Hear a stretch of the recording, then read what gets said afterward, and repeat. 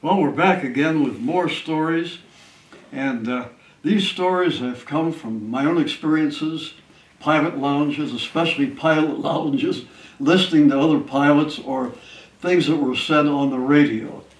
And I often thought that if some of these big-time comics would just go sit in a pilot's lounge for a couple days or 3 days, they would have to hire all these expensive writers. But some of these guys are really funny, and they're the old airline captains. And they've got stories to tell, and they can have you falling off your chair just for the funny stories that happened to them and to their buddies. Okay, let's get down to business now. Now this is concerning Whiskey Strip. And Whiskey Strip, in fact, I've got a book in the makings on this. If I ever get it done, I've been working on it for about 5 or 6 years or more. And Whiskey Strip was a little airport about 5 miles west of here on Route 21. It was called Copley Airport. And some of you old timers will remember this. And it's now a golf driving range. But in the 50s, when I kept getting laid off from the airlines, and I took over the airport as well as had an operation at the Akron Airport. And some friends of mine wanted me to take it over and kind of straighten it out. Well, I got into the place. I saw it really needs straightening out. This was a place where rogue pilots flew out of. These guys never worried about pilot licenses. They never worried about mechanics licenses because they fixed their own airplanes. And there was a bar and a restaurant which didn't come with the airport, but right on the airport grounds, right near Route 21. And I'm sure you folks have heard about 8 hours bottle to throttle. Well, these guys, it's more like 15 minutes that they could stagger out of the bar, untie their airplane and go flying. And how you going to stop them? You got to shoot them to stop them. And they're all pretty mean guys. They're nice guys, but if you question anything, so I decided, okay, I'm going to let nature take its course, let the FAA come in, straighten these guys out. There's too many, I'm too outnumbered. Anyway, I'm going to get down to business on some of the stories out of Whiskey Strip and out of the Whiskey Strip book. And one is the sign. When I took over, there was this sign out front, and it was just about faded out. So let's get a new sign out there, tell her our business is open, all. Yeah, that's a good idea. So the shop manager there decided he's going to have a guy by the name of Old Fritz do the painting. Now, Old Fritz can do anything. He does the electrical work, plumbing, carpentry work, everything around this place. And he was a real character, but he could do anything. So I wrote down what I needed on the sign. Then he started to work on it on a Saturday morning. And he blacked the whited the sign out first, then he's going to start lettering. Well, it was a hot day. And a lot of the people in the bar felt bad for him. He's going to work out in that hot sun. Well, I never told him to work out in the hot sun, but they would bring a beer out to him. So he'd drink it and he'd start trying to read the piece of paper I had, everything I wanted on that sign. And he'd just get started, somebody else would bring another beer out. He'd get started, keep going. After about the 3rd, 4th, or 5th beer, he couldn't decipher what was on the paper. So he tried and he tried and he tried, but it came out. Well, what happened then, he finally passed out in the bushes right near the bar and the restaurant, and his friends came out and carried him back into the restaurant, laid him on a table, and decided to have a party for old Fritz here. So while Fritz was snoring away, they were having a party for him inside. When I went outside and saw the sign, I said, oh no. It said, Whiskey Strip, steaks, and fish. Chicken airplane rides, fish trading, goes on, and I just couldn't read it. It was all jumbled up. But the big thing was that also chicken flying lessons.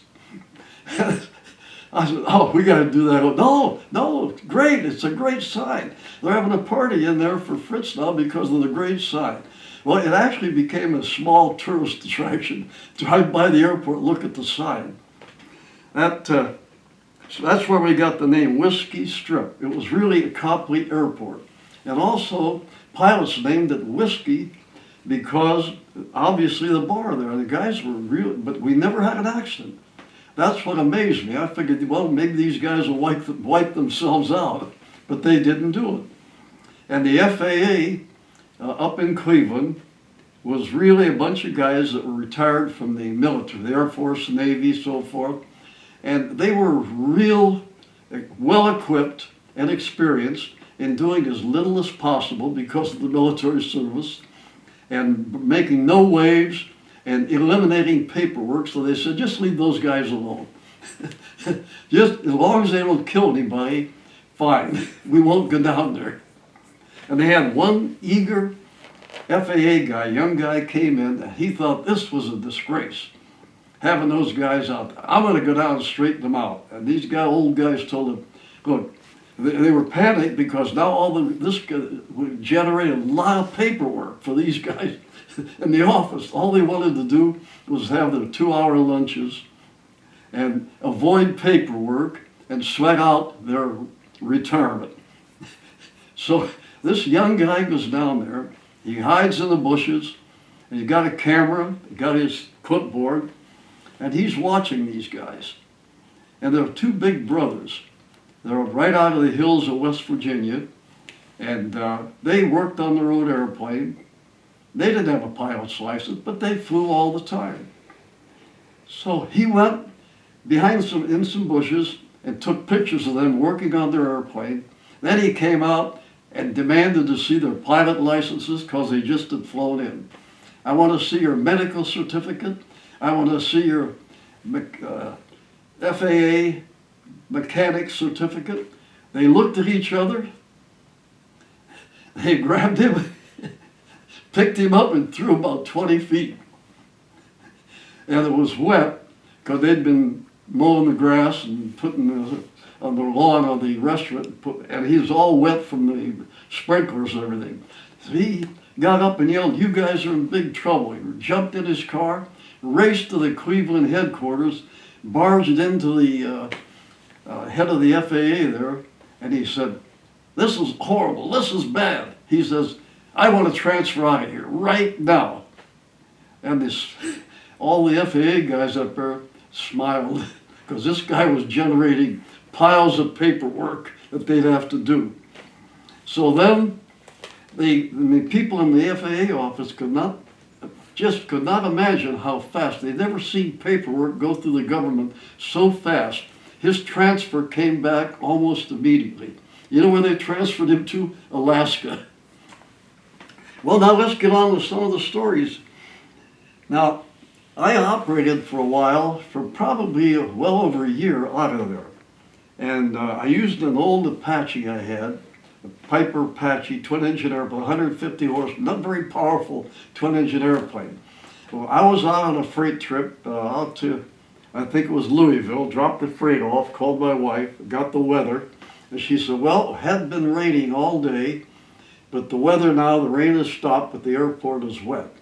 And it was daylight, so if it was daylight and the weather was good, and even if it was nighttime, then if the weather was fine there, I would still land at the Whiskey Strip at night. And my wife, Elizabeth, would drive out with the kids and aim the car down the runway. That was our runway lights. We didn't have all the fancy stuff like runway lights or markers or anything, so you had to land on the headlights shining down the runway.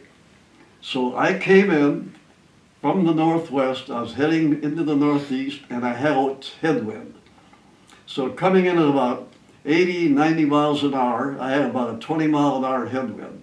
Well, the minute I crossed over the fence to go into the runway, the short run about 2,300 feet, there was a wind shift, meaning the wind, because of the front line going through, the wind shifted around to a tailwind.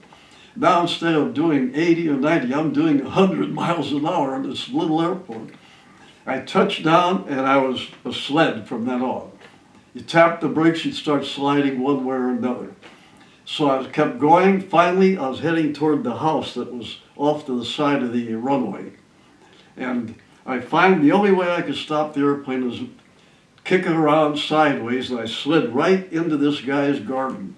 And I created the largest Caesar salad ever known. And I sat there shaking my head. I stopped about 15 feet from the guy's porch, and he came running out carrying a shotgun. And I said, wait a minute, I'll pay for everything. It's my fault, I did it. He's, oh, you're the guy. He points a shotgun at me, and I says, look, I'll pay for it. He put your hands up. I'm going to blow your head off. I said, look, I will pay for everything. He said, oh, that's the point. He says, I know you're the guy that is fooling around with my wife. And he says, now you come up here showing off to show her that airplane. And he said, I said, look, wait a minute, I'll pay for everything. Then his wife came out, and she was a nice looking young lady. She came out, she yelled at him, he's not the one. Then she put her hands over her mouth, ran back in the house, and I got in that airplane and started up, put it behind the hangar, and I yelled as I went, send me a bill for your garden. I get the car, my wife was driving, I said, let's get out of here now. The guy never sent me a bill, and I never went up to ask for a bill. And he was a guy who never liked pilots, and obviously, and he never liked the airport. And I wanted to stay away from that guy. Well, we had some real characters out there, though maybe I was called one of the characters also. We had a guy come in, he was a farmer, and he'd been in the Air Force during the war, Air Corps, and he bought a biplane, a yellow biplane, a Stearman, which the aviation cadets called the Yellow Peril, because it had too short of a landing gear, too narrow of a landing gear. When you landed the airplane, if you didn't really move your feet rudders to keep it straight, you took the scenic route and spun around a few times. So there's two kinds of pilots flying the Stearman.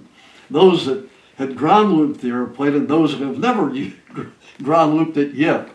But this guy bought the airplane, and he had a big dog he called Spot. The dog was coal black. And we asked him once, Ollie, why do you call him Spot? There's no spots on the dog. I don't know. He always answered with everything. I don't know. I just thought of it. What he did in that airplane, he moved the back seat from the back cockpit back further, and he set it so he could fly. He could move it way back. He could sit on the floor of the airplane.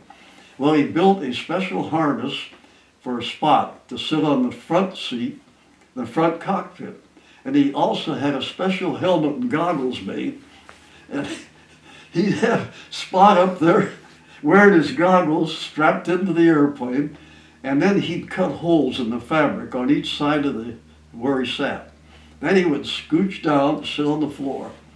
And if he would fly around on Saturdays and Sundays, he loved to do this. If he'd see an airplane where a guy was taking his family or friends for an airplane ride, they're having a wonderful time just looking at the scenery, he'd fly the airplane up, not too close, then he'd watch through the hole in the fabric. And these people would look, and all of a sudden you'd see the woman going, looking, pointing toward the dog flying the airplane. That's what it looked like. Then he'd get away from it. He'd do that. Oh, he'd fly east and west and just terrorize these people. And there were all kind of reports coming into the FAA. They saw a dog flying the airplane. He's all alone. When the feds start trying to trap him, find out what was going on, he heard about an incident that happened out in California where they're trying to disguise a new jet airplane. They didn't want the world to know that we were developing a jet airplane. But the story, I'll get to his story first, but he went into town, bought a derby hat, bought the biggest cigar he could find, and a gorilla mask. Downtown Akron used to be a store that sold that stuff, all kind of items and cards. It was a magazine store as well. But anyway, he would get in his airplane and do the same thing, have Spot in the front cockpit. He'd be in the cockpit and he'd spot an airplane. So what he would do, he'd put on the gorilla mask, put the cigar in his mouth, put the derby hat on, then he'd put his seat up. So there he was, a dog and a gorilla. He would find these poor people flying around having a good Sunday afternoon flight, fly right up close to them, and they could see that there's a gorilla and a dog flying this airplane. When they land, and the people landed, he did this all over northeastern Ohio. And he did it for about 2 or 3 weeks. And the FAA kind of got in on the act. They put flyers out. We're trying to catch the guy that's flying the 2 dogs, or the dog and the gorilla flying an airplane. We want to find out if they got pilot licenses. And that went on for about a month. He finally gave that up. Went back to just flying around by himself or his friend. That's what we called it. That really was funny for that whole area for about, went on for a month. Now we had a guy that, when I was over at Akron, we had a skydiver, because we used to fly skydivers. And I'd give him an airplane free to use all day long. And that way we got a crowd coming into the airport. They'd think there's an air show on, and we'd have parachutes coming down. And we were able to sell airplane rides. That was a way of getting people out to the airport. Well, it was a bad November day, which you folks in Ohio will know what that is. When the weather starts to get terrible. Sleet, rain, freezing rain. And this guy and his buddy came out to the airport. He wanted to jump that day. I said, absolutely not. It's against the regulations to jump through an overcast. Plus this weather and the wind is dangerous. He got his buddy, talked his buddy into taking him up over the overcast. He jumped out of the airplane and he came out of the overcast and he didn't throw out a wind streamer. What skydivers would do, they throw out a streamer of paper to show what the wind was on the ground so they could then, using the shrouds, direct themselves to a safe landing.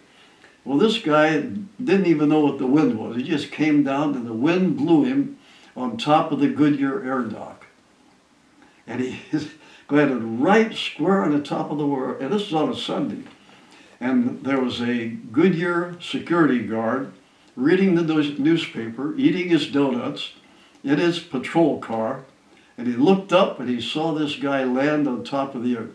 He threw his paper down, knocked his cup of coffee over, and he yelled to his boss, "A Russian spy just landed on top of the air dock. I saw him, a paratrooper in there."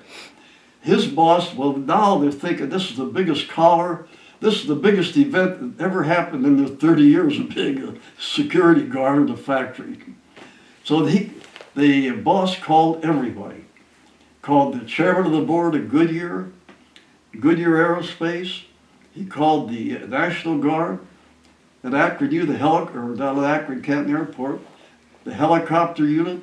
They came up, called the FBI, the secrets, everybody you could think, police department, sheriff's department. The place looked like a war zone. They were surrounding this. And the chief yelled at the guy, "Don't let him out, lock the door. If he starts out, shoot that Russian spy." So here this guy was up there freezing, and he's up there for 5 hours till they made every possible check. Then they decided, okay, unlock the door. Just one dumb skydiver, didn't know what he's doing. So what happens? I take over Whiskey Strip. It's a beautiful summer day. I went out to lunch. I came back, and who's out there? Then the people came out of the bar or the restaurant, and they had chairs out there, and they were watching. They said, "Oh, there's a skydiver going to jump again." And I looked, and it's this pickup truck that this guy came in, and he had his girlfriend with him, and 2 kids. And, oh yeah, they named his name. I'm not going to name his name because he may still be around. But they said, "Oh yeah, he's going to jump and show the people how he could really hit a dime, the way he could move his parachute." We came in, and there he is working his shrouds, and he goes over, and he lands at a grassy spot right by where all the people, he wanted to show off, where all the people were watching in chairs, and he landed in a septic tank overflow. And he came out a mess. And he even had his dog with him. So now he drove out, and he had his girlfriend and the two kids and the dog ride with him in front, and the kids and the woman ride in the back of the pickup truck. Now on the way home, his girlfriend made him ride back in the back of the pickup truck, and the dog. So she and the kids drove him home. When they were going out of the parking lot, I saw the dog hanging his head out like that, away from the smell. Well, that's it for now, folks. Stay with us next week. We're going to have some more wild stories out of the wild blue yonder and other stories that happen on the ground. And this is because I've collected all these things, 78 years connected with aviation. Thank you for watching.